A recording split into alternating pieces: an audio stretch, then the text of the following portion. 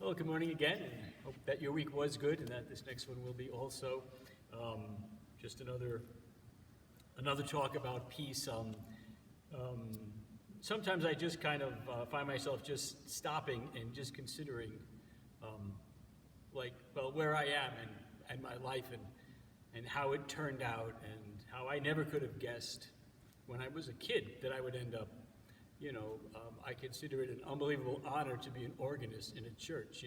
I never would have thought of it. So I always strive to be competent, but I know it's God who put me here, which amazes me. And I guess I was thinking about that concept of how we start and how we end, and how with faith you can really appreciate.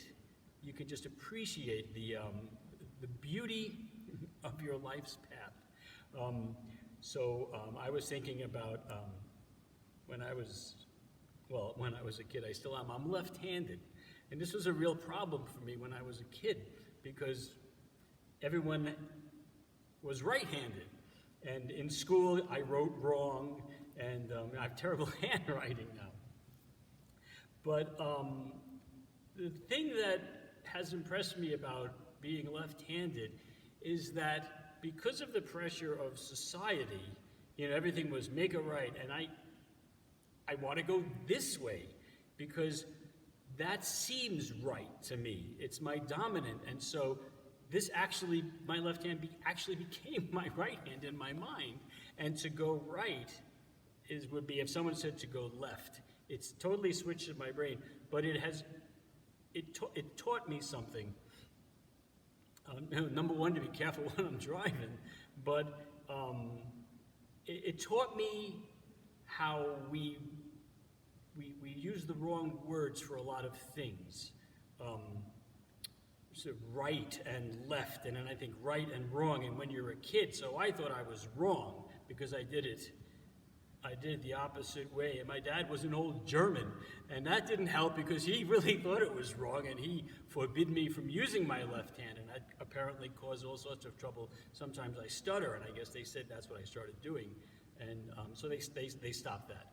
But so this is just an interesting fact in my life. It's only interesting to me, but I'm thinking about a life, and then I was thinking about some of my favorite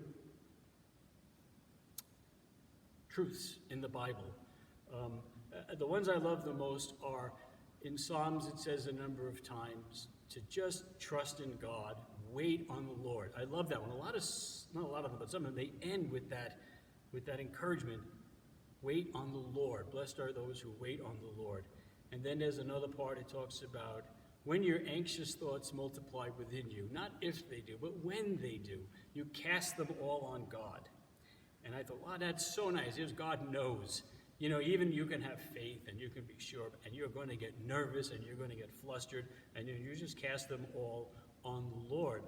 And then it goes on to talk about before any of us were born, before we were even a substance, God knew and had all his thoughts for us. Before, it seems, according to the Bible, before even creation. And these things, they stagger me, that they're so big, that God is so big that we seem to think he can't handle the world. And there's nothing that he can't do. And then there are other ones where it says, don't fret, it leads to evil doing. Those are things that they just keep coming to me during the day, and they're a real great comfort. And so I think about then all these things are all in place before you begin your walk. And your walk is not random, but it has been planned out every step of the way. And the hardest thing to do, right, is to trust God. And yet, if you trust God, it's like you have to, close your eyes now and let's go for a walk. And if you open your eyes, you're blind. It's like left and right. It's the total opposite of what you would expect. And when you get to really know God, you see things that way. So I was thinking about, I was born in New York, and in New York, there's like so many people, and that's all you can think about is negotiating through the people. Never was there a thing about, oh, there's going to be a drought, or it's going to hail, or we're not part of the New York climate. It was just no such thing. And so I joined the Air Force, and eventually I end up in South Dakota. And the first thing that struck me is how people prayed for rain. And I thought, they pray for rain? It just comes out of the sky. And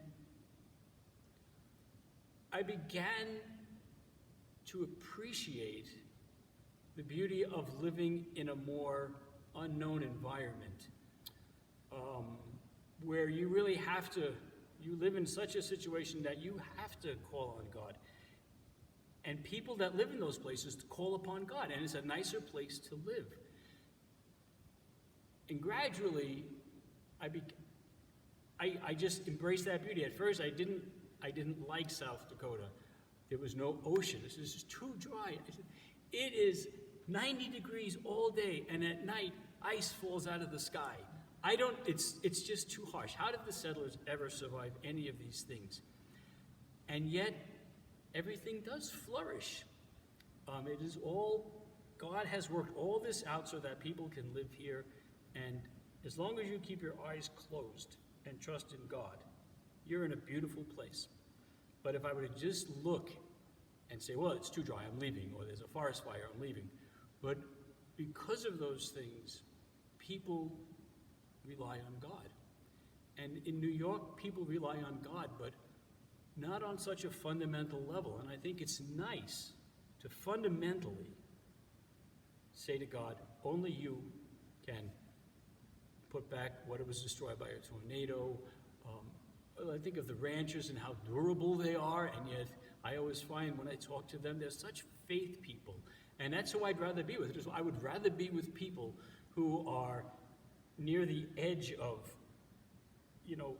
living. You really you can't just casually live here. In New York, you can just get up and pretty much everything's going to be okay environmentally.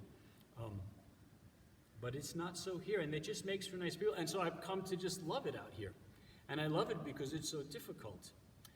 And it just makes me feel I'm just amazed. And there I'm an organist out here in this place where when I came here, I didn't want to be here. And that amazes me too, because when I was a kid, I can remember, don't get me wrong, I wouldn't trade my family for anyone. But I can remember my mom saying to us, I was an accordion player, like a little kid, and she goes, well, you'll never be able to earn a living at music, but it'll always be something you can fall back on. And I said, you're actually quite right, because I'm really not that good. You listen to these people that come and play, and they're so skilled, and they're in their right element. And I do not feel like I'm one of those people. Or I was in high school, and I went into the band room, and the band teacher says, get out of here. You don't have any talent. And I said, okay. And off I went. And so here I am, play piano, singing, doing the organ. And so God's thoughts are unalterable. And so when you're living and growing, don't be so convinced by the things you hear, because what God has in store for you is going to happen, and it's going to be good. You just want to make sure that you're listening to God. Of course, we hear everything else, and we think things, and we accept things. And it seems like, well, there's no possible way, and then it happens. And it seems like the only way it really could have gone. And you get to a point, and this is what I'm thinking about, just want to stop. Every experience I had, I wouldn't trade for anything, because all of it has brought me to South Dakota. It brought me to God. And I don't want to be anywhere else but with God. And so I like to keep my eyes closed so I can hear God. It's not that I'm mindless of what's going in the world, but God has worked everything out. So the world is just exactly where he wants it to be, and he is leading it. And when we get there, we're going to say, well, I never would have expected that. And it's just a beautiful, peaceful thing. So if you're right-handed or left-handed, I can relate more to the left-handed people, but I'm sure God has little things to catch all of our attention. And if you can find those things and then just kind of look at it maybe from a distance, you'll see God has been all the way around it.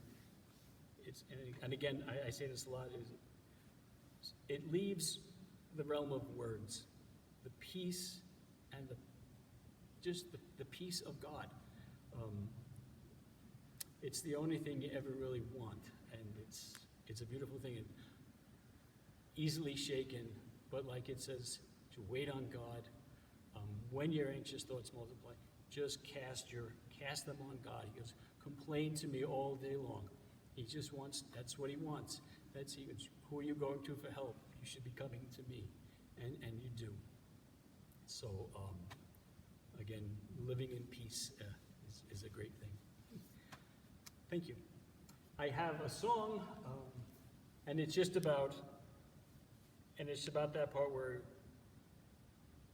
God formed me. I mean, before he created the world, he formed me, he formed you. I mean, there are no words for that. That's such a deep, beautiful thought. And this is a song about that. So, it's amazing. It's, oh, Lord my God, you know all my ways.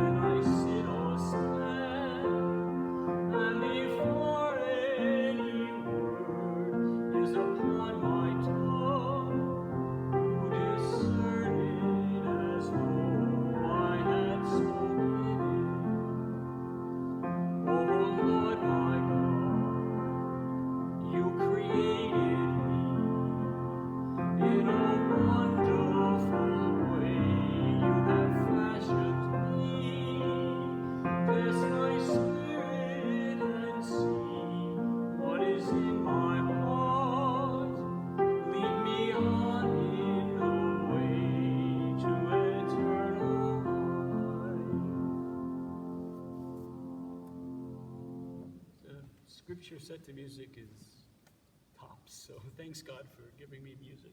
And thanks for listening, and see you next week.